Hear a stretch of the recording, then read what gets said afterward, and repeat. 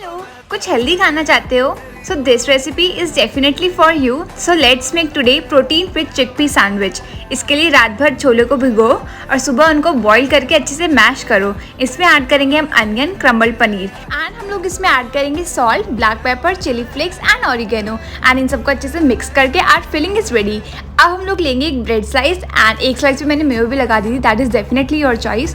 उस पर नेक्स्ट पे हम रखेंगे हमारी filling and 1 cheese slice and ऊपर से ऐड कर देंगे सीजनिंग एंड इसको अच्छे से ग्रिल कर लेंगे and our sandwich is ready. And thank you so much for watching my videos. Bye.